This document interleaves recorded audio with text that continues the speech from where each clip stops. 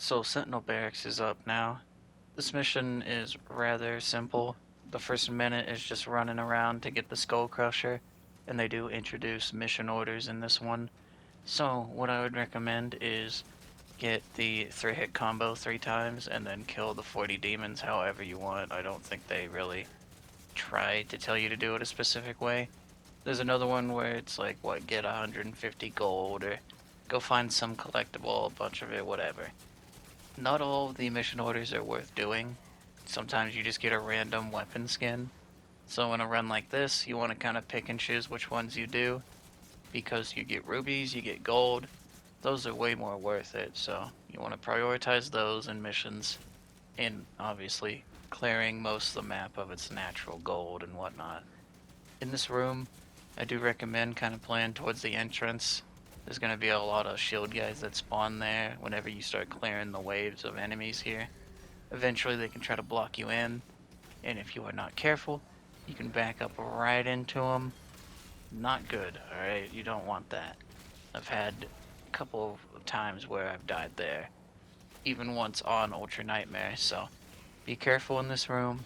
Know that it's just a bunch of imps and shield guys and, soldiers, zombies, and a few Hell Knights. It's nothing crazy, but it's an enclosed room. It's kind of tight in there. You know, anything can happen if you're not careful. So take it easy. One step at a time in there, you should be good. You come out of there, you have to fight a Mancubus right here. It's not really that bad. He's just got a little bit of armor. When it comes to Mancubus, just play at like the mid-range so that they shoot this move right there at you. You just parry it twice. As soon as the armor's gone, throw the shield, he's basically dead by that point. Everybody else around him will just fall over because you looked at him, basically. You get a little bit of gold on the side here before we run in there as well, because every little gold piece will count in this run. If you were like me and you took a little bit of damage here, you could just get a few of the health pickups here, get right back up to full HP. And if you took the armor damage, I mean, you can't really generate a whole lot of it with the combat shotgun upgrades we have now, but these shield guys will give them to you. And in time, this combat shotgun will be, how you get armor, as well as one of the other melee weapons being the flail. So there is that. It's also a toy here if you care about collectibles. Of course, I only go for like, one or two because I thought they were actually something useful. They were not. So grab the gold, get out of there. I recommend taking out the shield guys here before you push the Mancubus. Just feels like the smarter move, because when the shield guys are left alive, they will shoot shield walls at you, and that can be really annoying, and it's just unnecessary damage you don't have to take if you just focus them down and then get the Mancubus. In here, it's just a bunch of gold that we can pick up on the sides. I recommend getting every piece of it. It's not really that hard to get to a few of these. I mean, you go to this one, and it'll lead into the other one where the chest is. So, a lot of free gold there for you. You pick up every piece in these early levels, and eventually you won't need to pick up any in the later ones. We're talking like by level 12 or 13, you won't really need to grab gold unless you plan on, I don't know, upgrading something else other than what you've already established as your gear. In here, it's all Hell Knights and like what, a few soldiers, nothing special. Just parry a whole bunch, throw out melees whenever you can. If you have the shotgun up and running by this point, like actually upgrade it a bit more, you could use that. I use the Skull Crusher here just because it's not the worst amount of damage on these guys, but, I just kind of wanted to use it on this level, because, I'll be honest with you, I didn't use it past this point at all. Like, I can't think of one time I used it beyond this level. You clear in here all these Hell Knights and all the little zombies. There is a little passageway I just passed right there. It's behind me from where I'm standing. You hit a switch and you go in there and there's gold and all this. There's extra life in there too. And, life sigils, if you pick them up in Ultra Nightmare, they just, give you armor and health all the way. So if you needed it, that's good. I didn't think about it at all, so I just progressed. It's kind of stupid of me. All I'm missing is armor, to be fair, but it could have been good for the gold. Imp Stalker immediately when you come in here. I recommend getting them out of the way every time they're in an encounter. Anytime the invisible imps are really in the encounters, you want to just focus them, get them out of the way, because you never know when there's one behind you, whatever. It's annoying whenever, they do their claw attack from like 30 feet away, and you just don't see it. It's hard to get around that at times, so play it safe. As soon as you get rid of them, it's just this Mancubus, really. These beginning encounters aren't really that bad because, we only have so many demons, right? So the coming levels will be worse because they start introducing more. These early ones, if you can handle a Mancubus and some imps, you should be cash money. Going through here, though, is our first ruby, if I'm not mistaken. Now, these things, you want to save up as many of them as you can for upgrades and whatnot, because usually the mid-tier to the later ones take, rubies, depending on if it's a weapon or not. Weapons have the middle tier upgrade be rubies, and then the last one's a wraithstone. Melee weapons kind of do gold up to rubies at the end, like, you only need like 2 or 3 by the end. And I'm pretty sure shield runes do that too. So, you gotta collect a lot of rubies. You drop down here, you get this beautiful weapon, the Impaler. Man, if you don't like running shotguns all the time, this thing is your best friend. It is a bona fide badass weapon. It's bitchin'. This thing has the sauce, it rocks, whatever the fuck. There's so many ways to say that it's goddamn good. Use it, you'll see for yourself. If you upgrade it, it only becomes better. It actually becomes wicked strong whenever you put the rubies into it. Just simply playing normally, at least for me, like shield tossing, parrying, getting ammo from punching stuff, it will empower the Impaler, making the shots hit even harder. And if you have decent aim, you hit headshots all the time, or just weak point shots in general, yeah, you're gonna get a lot of mileage out of this weapon. And I mean a fuck ton, alright? The thing hits so goddamn hard by the time you get the rubies put into it. You don't even need the wraithstone. Genuinely. That upgrade just gets you, what, melee charge when you get headshots? And it's like, yeah, that's cool when you run the Dread Mace, but you don't really need that. Let's be real. All you need is the Empower damage. So, if you want, you can save the Wraithstone for something else. Just collect the rubies and the gold for that thing. I mean, just right here, I could get it upgraded a little bit if I wanted to, but I played it smart, and I got combat shotgun upgrades so that I can get more armor overall, and it's easier. Sadly, by this point, I started upgrading the shield. I should have been doing it sooner. That's why I say sadly. If I started a little sooner on the shield upgrades, it wouldn't be a bad thing. So, up to you whether or not you want to prioritize your weapons or your shield. Honestly, it's up to you. You can do either, it's fine.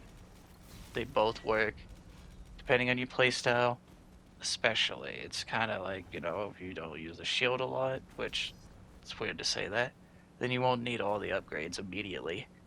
The only one you really, really need is the cooldown one when it goes away, like you took damage with it, and it, breaks. Yeah, that's the only upgrade I really need personally, for example, other than maybe shield tossing empowers the charge. So like 2 upgrades that are mandatory. For you, it may be all of them. Once you get out here, you just have to clear a bunch of fodder guys, and once you do that, these lost souls will spawn. I almost, didn't notice that, even though I knew they were there, I wasn't paying attention. But if you're quick enough and you block in time, you can save yourself from taking a lot of unnecessary damage. You jump over here, there's a little bit of gold, and there's also a life sigil as you go further, if you need it. I mean, I'm full up on armor and health right here in this scenario, but, in your run, if you actually took a little bit more damage or whatever, it's right there for you, waiting to be claimed. It's a nice refresher before you have to go in and fight the leader, which he's not going to spawn immediately, but it's a Mancubus, so have fun with that. This whole area is just shields and Mancubus and one Pinky Rider. I recommend getting the shields out of the way first, and then the Mancubus, or get the Mancubus and then the shields. Really, I find the shields to be more annoying than a Mancubus, so it's up to you. After you clear the Mancubus and some of the shield guys, you just move along the sides, and it's a lot safer. The left side will have the Pinky. He's just in the back, like tucked away in a corner. There is a second Mancubus in here, armored. You know, deal with him however you want. Like I said, staying at the mid-range to long-range kinda is best in my opinion, because, you just get this move right here. 2 parries if you do it right. Easy damage, easy money. If you're, upgrading the Impaler, it's gonna be a lot more damage too, so. Same with the chain shot, but we don't have that yet in this run, so keep that in mind as well if you wanted to, plan what weapons you're gonna use. Sometimes that shield charge is really annoying to nail down on the opponent you're directly looking at, but it goes for someone else. It happens sometimes, but I wouldn't worry about it too much. Rarely will that stuff happen, it feels like. Here's that leader I was talking about. He's got armor all the same. You can't really do the shield toss to stun him as well. So I just recommend playing the range, doing the parries.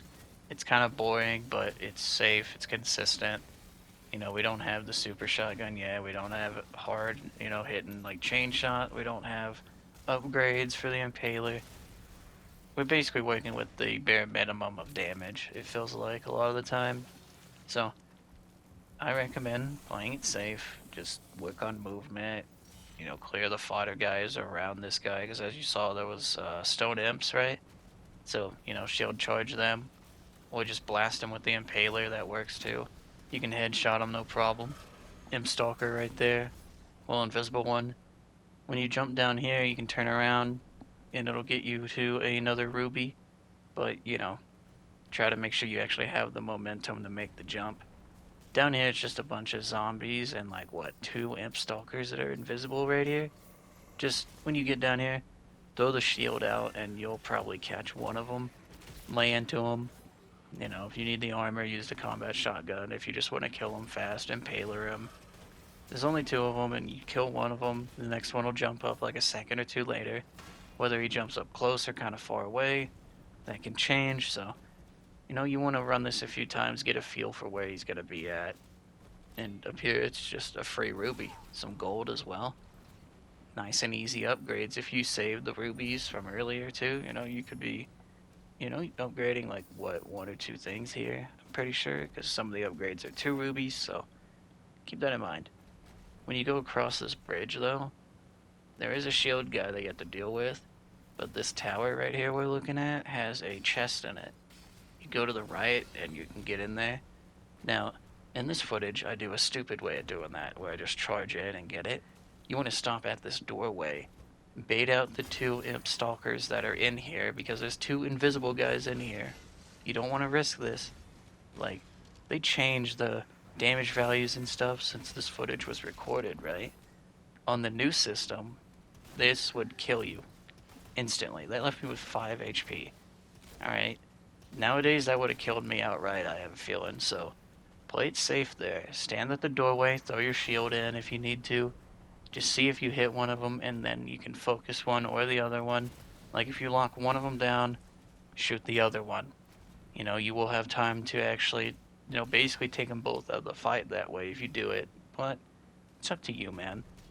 Doing that should get you that 3rd mission order if you were getting all the gold up to this point.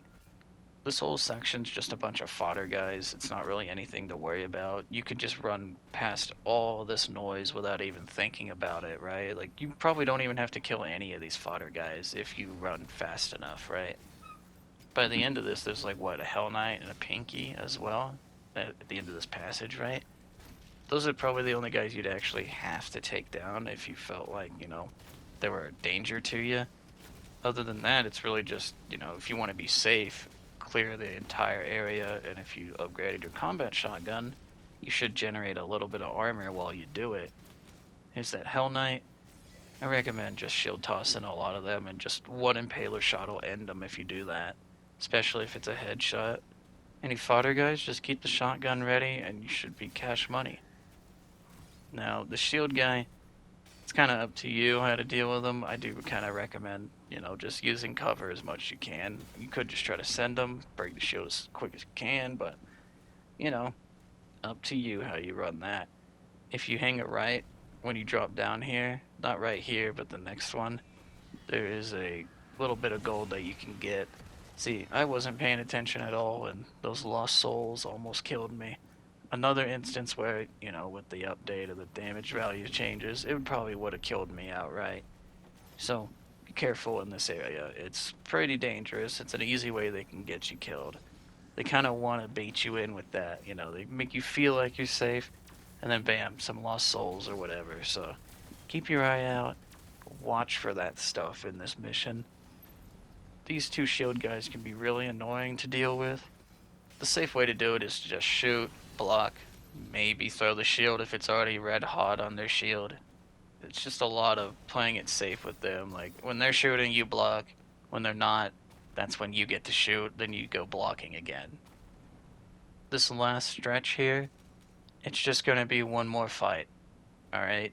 Grab all the armor, all the health, everything you needed. Because, you're going to have to deal with your first champion. There's not a lot of them in the game, but you do kind of want to know how to deal with them, right? So, grab all the gold here, get whatever upgrade you want. In here is the first Gary that you're going to have to fight. Now, the Garys are pretty brutal to fight, especially close range, but if you keep, mid to long range distance, they're just going to throw out parry projectiles for you. Really easy and simple to just find them, parry it, and just keep going. If this guy runs left, you run right. If he charges you, you back up. It's kind of the rhythm you have to do with him, the dance, if you will. You hit enough parries on this guy, eventually he gets knocked down so you can do like a good chunk of damage, right? That's what that whole purple bar is, and it's the easiest to fill with parries. And I'm sure melees are good for it, but I do not recommend you fight a Gary close range, especially when you don't have a super shotgun or a chain shot. Even the cycler could be okay for the debuff, the shock debuff. But for the most part, play your range, play it safe with these guys. You get them knocked over, run in with the Skull Crusher. I found that was really good for damage. Mind you, obviously this footage is just sped up, but it's only sped up by like, 2 times. Up to here, fight's done. Nothing to worry about. You parry them a few times, get the execution on them, and it's done. You're gonna have to start fighting these guys a lot more, so get used to how, they feel in terms of their moveset. They love to claw you when you get close, they love to shoot you when you're far away.